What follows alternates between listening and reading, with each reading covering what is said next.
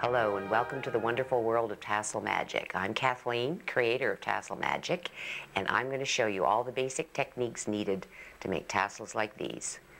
Just simple methods that give you fabulous results. You can do beaded fringe, cut brush fringe, caterpillar fringe, multicolored fringe, and other fringe for your pillows, table toppers, or you can just make wonderful tassels to put on your armoire. Let's get started and have a little fun.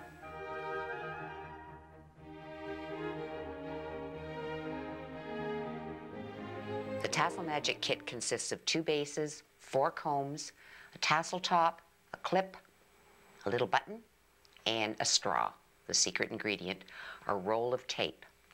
Now, when you unpack your kit, you take the 2 bases and snap them together with the U channel that's along the side.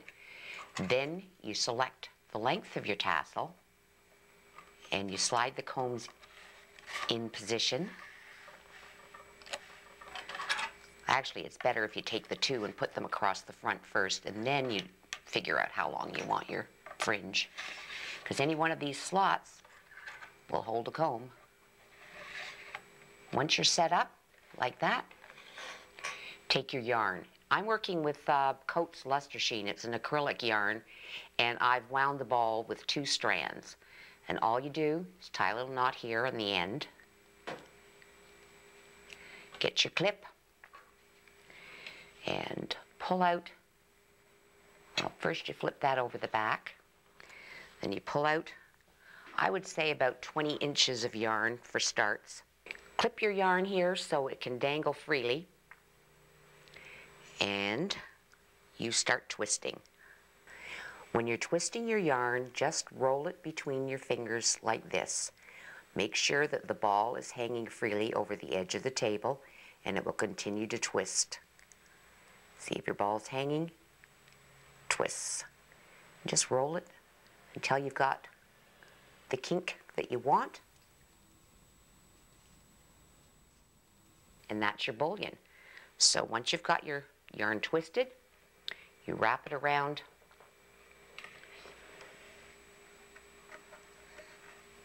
back and forth, pull out some more yarn, and once you get used to doing this, you can pull back a little bit and do a little bit more yarn than what I'm doing right here. And that's all you do. You just continue to twist and wind back and, whoops, my goodness. Watch that. Wind back and forth.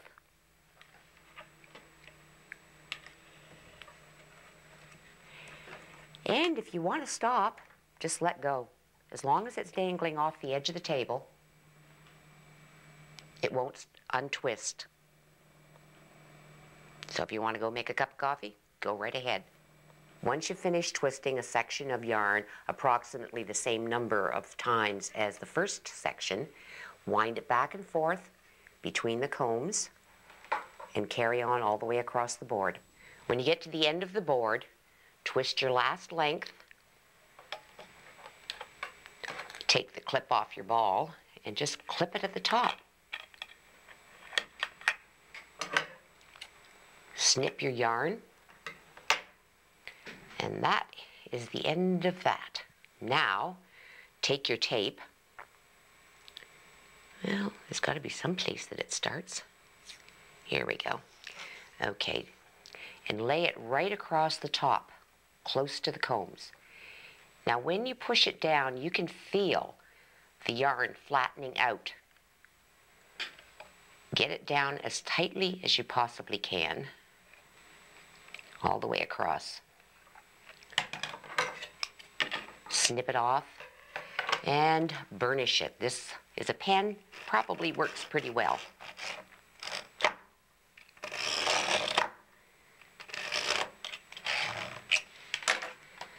Then you can flip your board around. It is best to start from the end that you finished at because of the way they overlap each other. Just lift up one, give it a little squeeze on the end to close up the hole that the comb left.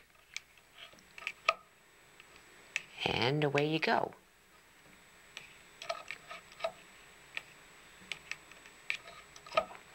all the way across the board. So you continue right across the board, popping your bullion off. When you get to the end, remove one of the combs and your clip and start pulling up bullion from the outside of the top like this. Very close to the top of the combs. Then I would suggest that you just pinch it as you pick it up. You take this little piece of tape, wrap it underneath, and while you're pinching it, you can feel if it's adhered to the tape.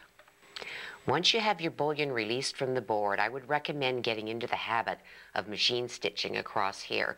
Tape side down, just run it through your machine, or a small bead of glue across the top. It's better to be safe than sorry, and you don't want to lose your fringe. When stitching across the top of your fringe, slide it under the presser foot, tape side down, and just start stitching.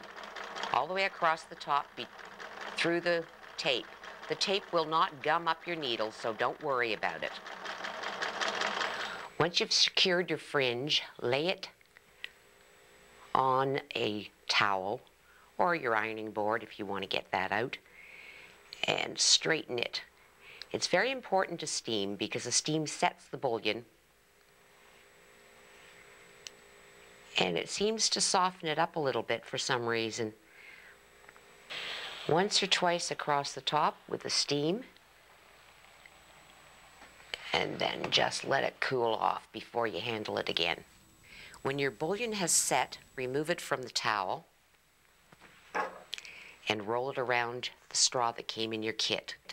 Tape side towards the straw and keep the top even.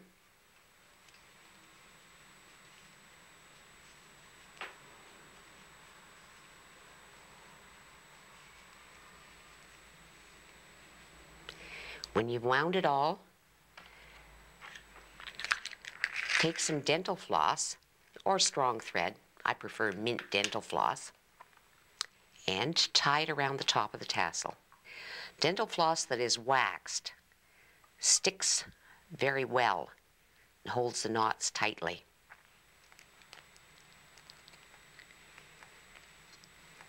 I have a top here that I finished with napkin decoupage and Mod Podge. Almost looks porcelain. We'll take this, tuck the skirt up inside, set that aside while we get our cording ready. Slip your wire through the cord, get yourself a little button. Now let's flip this over, straighten it out a little bit.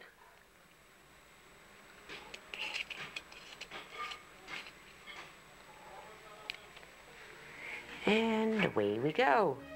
There we have a tassel.